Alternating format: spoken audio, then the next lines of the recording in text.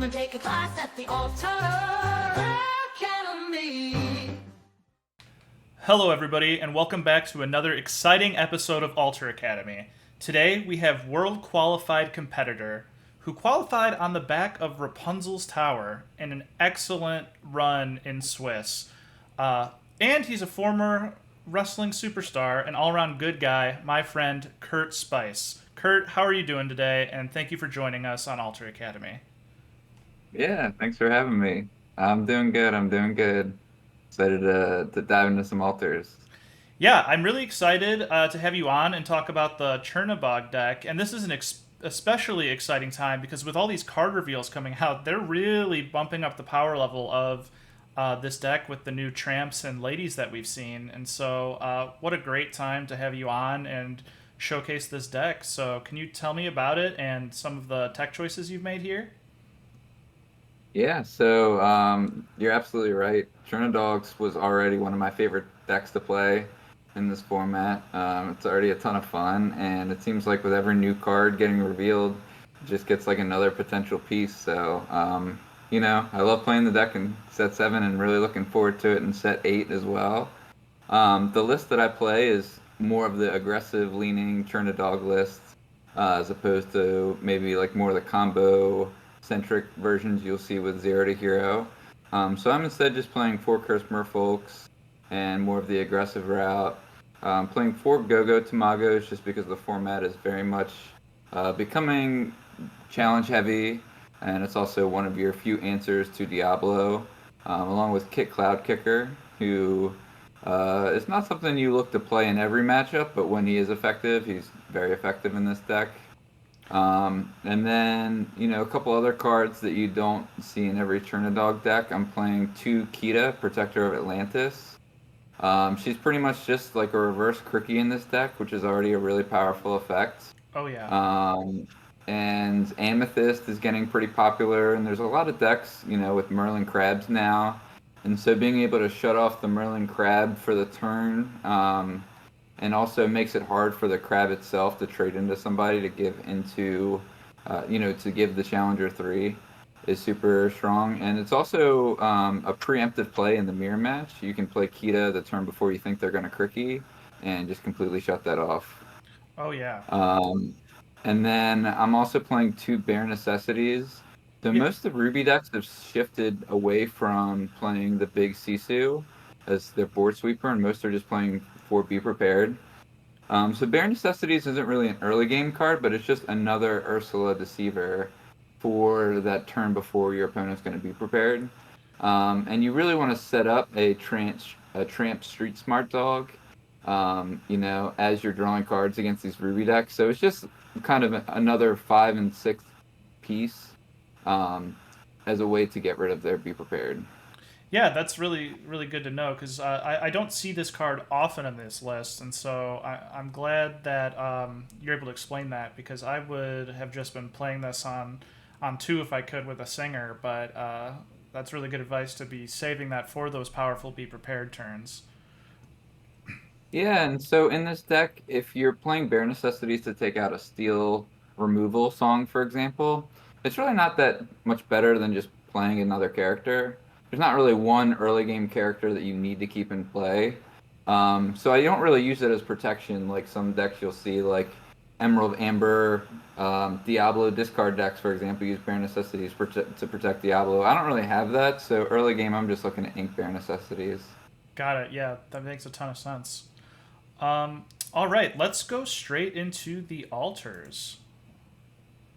And today, let's start, as we always do, with blind on the play. So let's walk me through what you would do here to alter your hand. Yeah, so we're on the play, and we don't know what we're playing against. So some of the cards like Go-Go and Ursula, you might keep those with the context of the matchup that you know. But typically in the blind, I'm getting rid of both of those. Chernabog, I typically alter all the time. Only in specific matchups while I already have 2 tramps would I keep Chernabog. But, I would say 98% of the time he's getting altered. We have two Rapunzels, and Rapunzel is something that if I know the matchup that she's not effective, I'll alter all away. But here we don't know the matchup, and we may need to keep one to draw cards. So I'm keeping one Rapunzel. And then Nala and Little John are interesting. So with this hand in the blind, I don't have a Tramp. And that is really the card, the Street Smart Tramp. And that's really the card that I'm looking for in pretty much every hand. And because this deck already plays 21 drops, on the draw, I would probably alter both the Nala and the Little John. But being on the play, I want to make sure I at least have one drop and keeping the Rapunzel as well. So I'd alter a Nala and keep a Little John. Or vice versa if you're more of a Lion King fan. I was just gonna ask that. I was like, any reason for siding on the Little John there? But yeah, you got ahead of me. I like that it's one Emerald and one Amber card. Yeah. All right. Let's see how we do. Yeah, so we found the Street Smart Dog Tramp, which is perfect. And then in addition, we found another Ursula, so if she is effective, that's great. We found another one drop, which is pretty typical if you're altering, as many cards as we did. Probably looking to ink the Go-Go on turn one and hoping your opponent's not playing a Diablo deck. Yeah. Because every other card you have that's inkable is so effective otherwise. And then once you have the Street Smart Dog in your hand too, you can kind of plan your curve around that to make sure that he comes out on turn 4. Right. Got it. Okay. Let's move on to blind on the draw. All right. So similarly to the last game, Chernabog is pretty much always going unless you have matchup knowledge and one or two tramps in your hand. With this hand, we still have the Rapunzels, and so blind, I want to just keep at least one card draw engine. We have Yzma and Lilo, which is an interesting combination, being that you can discard the Lilo to Yzma, and then the following turn use the 2 ink you played Yzma to return the Lilo. It kind of gives you a free character. Yeah. On the draw and blind, though, I would say that that's a little bit too slow, so I would alter both the Yzma and the Lilo, especially since we don't have that Tramp Street Smart Dog. And so I would also alter the Go-Go and the Kita looking for the Tramp. And then, unlike my last hand, so last hand we kept Little John and Rapunzel, but being on the draw, I'm actually more comfortable getting rid of the Little John to make sure that we actually find one of the powerful pieces. So yeah, I would get rid of all 6 of those on the draw. All right. Let's see what we get here. And we do miss the Street Smart Dog this time.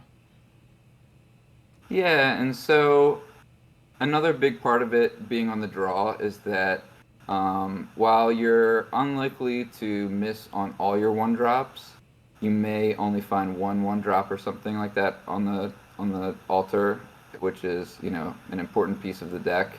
But I think being on the draw, you just want a little bit more powerful of a hand, so that's kind of why I kept the 1-drop on the play versus just keeping none of them on the draw. Got it. Now, would you be more inclined to start with the Merfolk or a lady here? Yeah, so that's interesting. We're going to get a little bit of information turn 1 as far as what my opponent's playing. So there's a chance that the Rapunzel ends up not being effective since this deck doesn't really have any self-damage mechanics. And so it also kind of depends on if I think this Tramp's ability to give my characters extra strength is going to come into play. Because if it's not, then I may want to lead with Lady.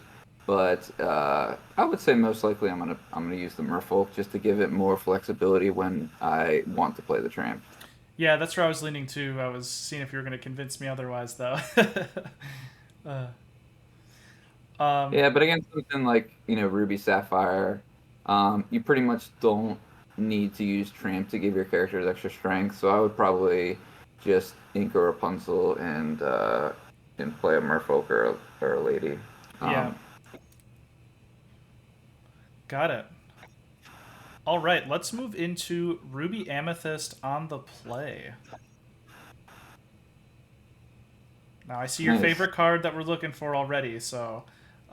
Yeah, so Ruby Amethyst is interesting in that it's a Be Prepared deck, but it can't play it until turn 7. And so, bare necessities we're not really looking to use until turn 5 or 6. So I would alter both of those, even though they are kind of for the matchup. We're not going to need them until later in the game. Ursula Deceiver, especially on the play, is kind of just too good to pass up. We also already have the Tramp Street Smart Dog. So I would keep the Lady, the Nala, the Ursula, and the Tramp, and just alter the Cricky as well, since he's not really too needed in the matchup. Right. All right. And let's see what we get. Nice. So Lilo is definitely an awesome draw here. Another thing that Lilo does that's kind of underrated in this hand is it allows us to delay playing Ursula Deceiver if we want to.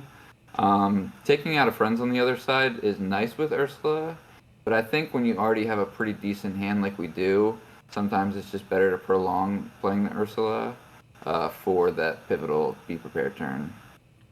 So, Yeah. Lilo as an extra option on turn 2 is pretty nice. Yeah. Okay. That makes a lot of sense. And so, are you going to try to avoid inking one of these Street Smart Dogs, or are you in the camp of trying to keep them both as long as you possibly can to try and play a second one? Yeah, so playing 2 is definitely great, and in this matchup, they really only have Brawl and Elsa to interact early with my character count. So I would probably ink the Go-Go first. Turn 2, if we draw another one-cost character, there's actually a chance we could just ink the Nala. And then if we drew like an uninkable one-cost character or something like that, I could see maybe inking the Tramp then. But really, it's just so powerful that I want to keep them as much as possible. At least 2 copies. Yeah. Got it. All right. Let's move to Ruby Amethyst on the draw. Yeah, so on the draw, it's more likely in this matchup, just in general, that you're going to end up not questing for maybe the first 4 turns of the game, maybe the first 5. So that's just kind of something to keep in mind, like as you're playing the matchup. On the play, you can kind of get in, some early lore with a 2 quester, but on the draw, you pretty much never have an opportunity to do it. So on the draw, I definitely am looking to play the Street Smart Dog as much as possible and chaining a couple. So I'm going to keep both of those. We only have one cost character, and we don't have anything that we can get value off the Yzma, like the Lilo. So I would alter the Yzma, both of the what is that? What's Tramp's other name? An Enterprising enterprising Dog. dog. Yeah, Enterprising Dog. Both Enterprising Dogs and the Bare Necessities, because we really Yeah. want to find some more one-cost characters to enable these Street Smart Dog Tramps. Got it. All right. Let's see how we roll. We do hit 2 1 costs as you wanted. Yeah, so what I would probably end up inking first in this hand is the Ursula Deceiver, surprisingly. The reason being is that I know I want to play all 3 of these one-cost characters by turn 2, so that way we're definitely going to get like a big tramp by turn 4. And then I kind of want to keep the Rapunzel around too, because I know I'm going to play both of these 04s. There's a chance that my opponent might turn, like a snake or a crab or some other character that'll give me Rapunzel value, which will just be awesome to get in this matchup. So you can kind of keep the Rapunzel around as long as possible to give yourself more options. And because you have both the tramps, you're going to draw like probably 10 or 12 cards. So you're going to find another Ursula or Bare Necessities. That's why I added a couple more copies in the Bare Necessities. Yeah. And likely a free Chernabog at that point. Yeah. All right. Let's go on to your old deck, Steel Song, on the play. Nice. Yeah, so the 04s are exactly what you're looking for. A lot of times you would alter away the Curse Merfolks or the ladies just because they're so susceptible to the turn 1 Cinderellas into songs. Yeah. We have a Little John, which is awesome. We have 2 Tramp Street Smart Dogs, and they're so good that I would, in fact, alter the 3rd, so that way we don't have to ink them. Cricky is definitely one of the best cards that you can have in this matchup, but because this hand doesn't have more than Little John to play early, I would alter the Cricky and search for more stuff. And then the Bare Necessities is a card that in this matchup, if I draw it, I'm most likely inking it, unless I have like a whole new world or something like that that I feel like I really need to discard. And then the Lilo is interesting, but I would probably alter her just in search for more characters like Little John or Daisy. Got it. Okay. All right. We got the Nice. Yeah, so Daisy. we found the Daisy. So there is a lady in this hand, but what we can do is if we don't draw any more one cost characters, you can just play Little John or Daisy turn one. Just play one of the two on turn two, and then turn three you could play Go-Go and Lady, depending on what inkables you draw. Just kind of double up on the small characters, so that way they aren't less likely to be able to sing and banish them all in the same turn. Right. Oh, and then of course we hit the third Street Smart Dog, so we're gonna probably have to ink one anyway. But Yeah, you that probably happens just think sometimes. this one on turn one, but yeah, it's not too big of a deal. Yeah. All right, let's go to Steel Song on the draw now. Ooh, big colorful hand here. Yeah, so especially when you have some of the four willpower characters, you can more reliably count on Rapunzel to draw you cards. So the Tramp is also very good in this matchup. So much so that I'm inclined to keep him and the Lady. Um, we're pretty low on ink, but I would alter the Chernabog and the Lilo. Um, there's maybe an argument to alter the Lady as well. I think it would possibly depend on how much I knew about my opponent's deck. But I think if we're just otherwise blind, but we know it's Steel Song on the draw, I would just alter the Lady as just kind of insurance. It's okay if this Tramp costs two. We're not really looking for lore in this matchup so much as we're just trying to build an overwhelming board presence that they can't deal with. Got it. Okay, so let's go ahead and launch this one. And we got some more one drops and a go-go. Nice. Unfortunately, Yeah, so we don't want to see this Merfolk, right?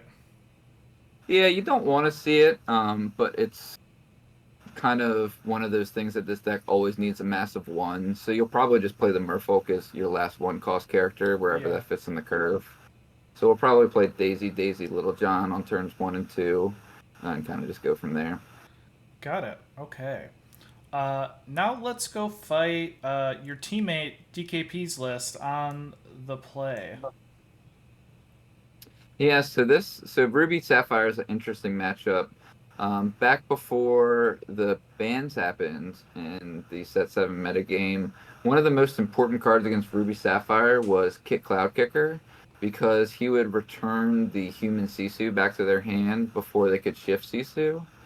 But now their decks are not really playing the little Sisu anymore, so you don't really have to worry about the shift. Now it does make the big Sisu come down more reliably because they don't have to plan for that shift. They can just go ramp, ramp, ramp Sisu. But just an interesting note in this matchup that kind of changed after the bans, Yeah. especially for your alters. So the 0-4 characters are typically your worst one cost characters in this matchup. But Lady and Curse Merfolk and Daisy Duck are exactly what you're looking for. Rapunzel is a card that is very difficult to get value in this matchup as well. And then while Bare Necessities is good, it's not something you're looking for necessarily early, so I would alter everything but the Lady in this hand. Really looking for Lilos and Tramps. Yeah, you want that aggressive start. I play a lot of DKP Ruby Sapphire, so I'm with you on this. It's I hate seeing that turn one Merfolk. Oh gosh. Yeah, I mean, this I hand don't, is I don't think you lose this this hand one. is close to ideal. You get to ink kit, start with a Daisy, follow up with two Daisies, follow up with Lady Tramp. You have Ursula to take out the inevitable Be Prepared. So, besides for having Street Smart Tramp, this is an ideal hand. Yeah. Um. All right, let's go. Same deck, Ruby Sapphire, DKP on the draw. Yeah, so playing draw in this matchup is like almost identical as far as your alters go. Yeah. So Kit, Chernabog, not really what we need. Sometimes you would keep the Tramp if you already have Lady, but we don't, so we don't. Then we have Daisy, Curse Merfolk, and Little John as our one-cost characters. So on the draw, we know that we're going to want to play two one-cost characters on turn 2, so I'm more inclined to keep the Little John, especially because we're not keeping any other ink, so in a pinch she could end up being that first or second inkable if we do find another Daisy, Curse Merfolk, or Lady. And then the Kita is definitely not for this matchup as well, so she can go. So yeah, I would keep the 3 one-cost characters in this matchup. Yeah. We basically get everything we sent back, right? No. uh, don't love to see the No, we got Chernadog. we got the Street Smart Dog, which is good. We have 2 Ink and Go-Go and Rapunzel, which is good, so we can probably play the Little John on turn 2. Yeah, and we're actually pretty happy we kept that Little John because now we since we didn't get another one drop. I mean, we have 2 chances to get it, but if we miss that, we'll feel a lot better that we have that. Exactly, yeah, it's so crucial in this matchup. Yeah. All right. We've got time for one more set, so let's go and do a mirror match. How are you going to alter in the mirror? Yeah, so the mirror is very interesting, and I played it, and it's actually pretty fun. So I would say the biggest things to worry about in the mirror match are Tramp, the 2-cost Emerald Tramp, and Cricky are basically like the main ways to lose your characters. Kit Cloud Kicker can also return characters as well, but there's not really that good of value to be gained from Kit Cloud Kicker because you're either bouncing a 1-cost character, which can just be replayed for 1, or you're bouncing a Street Smart Tramp, which can just be replayed for a bunch of value. And then Kita is kind of also in a similar boat because she can preemptively shrink stuff, or at least make it so your opponent can't get any Rapunzel value by shrinking all your own strength characters as well. So that's kind of like what the mirror match boils down to, and kind of the alters kind of reflect that, in that it's a unique matchup that I would probably keep Cricky, and I'm like aggressively looking for the Emerald Tramp. So now with this hand, currently, I'm definitely going to get rid of both Ursulas because we've got no songs that we're worried about in the mirror Right. match. We'll save Bare Necessities, which would also whiff unless it hit your end Bare Necessities. So we're not quite at that point. Ursulas are gone. Chernabog is also something we don't really need to keep. Curse Merfolk is one that is interesting. You almost always get the quest with it on turn 2 in this matchup because so many of the 1-drop characters don't have any strength, Right. which is funny. So I like keeping Merfolk.